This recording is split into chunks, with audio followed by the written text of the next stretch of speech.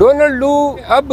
امریکی قوانین کے تحت یہ پراسیکیوٹ ہوگا، یہ عدالت میں جائے گا، اس کے خلاف سینٹ کی انکوائری ہو رہی ہے۔ بہت جلد جو ہے سائفر کی کہانی آپ کو امریکہ کے ایوانوں میں ان کی بازگشت سنائی دے گی۔ نواز شریف کے دونوں بیٹے جن کو آپ آنگرو باگڑو شانگرو بولتے ہیں وہ پاکستان آ گئے ہیں۔ مریم نواز کہتی تھی کہ یہ پاکستانی شہریت نہیں رکھتے، یہ کینیڈین لندن کی شہریت رکھتے ہیں، اور کل وہ کہہ رہے تھے کہ ہم پاکستانی اور پاکستانی شہری ہیں۔ بات یہ ہے ضمانتیں مل گئی ہیں، انہوں نے جو ہیں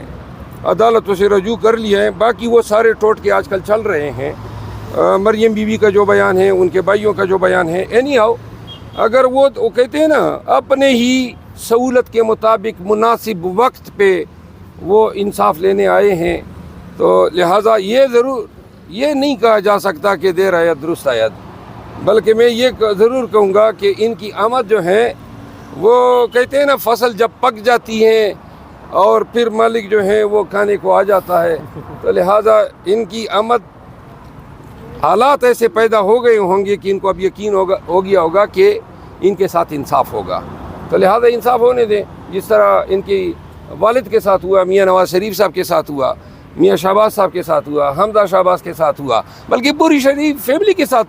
جس تیزی سرعت چابکدستی کے ساتھ انصاف ہوا ہے، تو لہٰذا اب ان کا بھی حق بنتا ہے۔ اللہ انصاف دے رہا ہے، نہیں، ان کا بھی حق بنتا ہے نا، جب بزرگوں کو انصاف مل رہا ہے تو بچوں کو بھی ملنا چاہیے۔ ویسے ایک بات میں بتا دوں، نون والے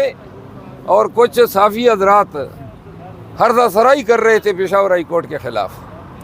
روزانہ بیٹھ کے کہ پشاور ہائی کورٹ گویا کسی کے ساتھ ملی ہوئی ہے۔ اب یہ بھی ذرا دیکھ لیں کہ یہی پشاور ہائی کورٹ ہے، اور 5-0 کے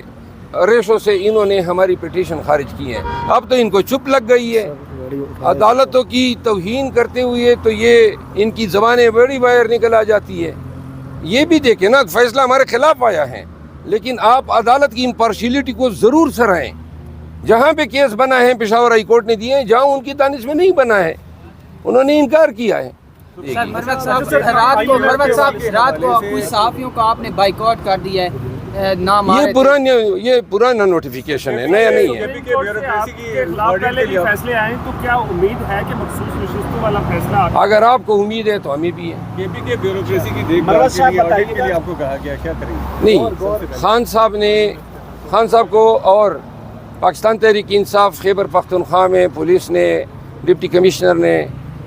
جس طرح پنجاب میں کیے ہیں اس سے کہیں زیادہ یا اسی برابر ظلم و جبر وہاں پہ کیا ہے، تو لہٰذا یہ تو ہو ہی نہیں سکتا ہے کہ جنہوں نے ہمارے ساتھ زیادتی کی ہو،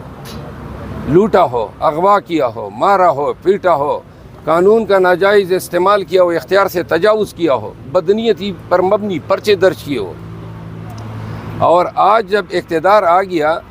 تو ہم اپنے قانونی حق، یہ قانونی حق ہے ہمارا کہ ظلم کے خلاف، جرم کے خلاف، جبر کے خلاف، یا قانون کے ناجائز یا اختیارات کے ناجائز استعمال کے خلاف قانونی چارہ جوئی کریں۔ تو لہذا خان صاحب کو اطلاعات ملی تھی اور ورکر کی ڈیمانڈ ہے، تو اس پہ ہم ایک کمیٹی بنانے جا رہے ہیں۔ کے پی کے وزیر اعلیٰ صاحب سے ملاقات ہوگی میری، شاید آج ہو جائے، اور ہم دیکھیں گے کہ کل کتنے کیس درج ہوئے، اس میں اصلی کتنے، جیلی کتنے ہیں، جیلی کیوں درج ہوئے، جیلی کا سٹیٹس کیا ہے، ثابت کرنے کے لیے ایویڈنس کیا ہیں، اور بہت سارے کیسز میں ابھی ہمیں علم ہوا ہے کہ پولیس نے ڈر کے مارے کیسز کو کینسل کرنا شروع کیا ہے۔ تو لہٰذا ہم ان تمام چیزوں کو، 3-4 چیزیں ہیں جو درگزر نہیں ہوں گی۔ نمبر 1، جنہوں نے قتل کیے ہیں خدا بھی معاف نہیں کرتا ہے، تو لہٰذا قتل کو معاف کرنے کا اختیار مقتولین کے ورثاء کے پاس ہے، اور کوئی قانون جو ہے ہمیں قاتلوں کو مقدمے ان کے خلاف دائر کرنے سے روک نہیں سکتا ہے۔ وہ ہماری حکومت ہوتی یا نہ ہوتی، ورثاء جو ہیں ان کو مقدموں میں ان کے خلاف مقدمے دائر کر سکتے تھے، نمبر 1۔ نمبر 2، اختیارات کا ناجائز استعمال، جس کے ذریعے انہوں نے ناجائز مقدمے درج کیے، سیاسی بنیادوں پر، بدنیتی پر، کسی کو مجبور کرنے کے لیے، کسی کو پٹیائی چھڑانے کے لیے، کسی کے بچے کو اغوا کیا، کسی کے گھر میں گھس گئے، وارنٹ نہیں ہے، 7 दिन अब से बेजा में रखा, कुछ लोगों को 35 दिन रखा, कुछ लोगों को 70 दिन रखा। ये जराइम है, कानून इनको जर्म कहता है, और जर्म जो भी करे वो चाहे वर्दी वाला हो या चाहे शहरी हो, दोनों के खिलाफ प्रोसिक्यूशन होती है। लिहाजा उन DPOs, हम SHOs जो आला कार बने हैं, शायद उन पे उनके उसी रोल को हम देखें फैसिलिटेटर का। लेकिन जिन DPOs ने किया है, जिन RPOs ने किया है, ये इस खुशफहमी में न रहे कि किसी सियासी शख्सियत को पकड़ के अपने लिए रास्ता निकालेंगे। इंशाअल्लाह पूरा हिसाब होगा, इंतकाम कोई नहीं लिया जाएगा। हम आपके खिलाफ शवाहिद इकट्ठे करके आपको अदालतों में पेश कर देंगे, अदालतें जाने और आप जाने। इस्लाम के नाम पे वोट लेने वाले तो कुछ और थे जो वहाँ हुकूमतों में बैठे बाद माजी में, मौलाना साहब आपकी तवज्जो भी चाहते हैं, लेकिन अल्लाह का काम है कि अल्लाह ने जिससे काम लेना हो, तो सूद के खिलाफ कानून साजी एज स्पीकर इन्होंने करवाई,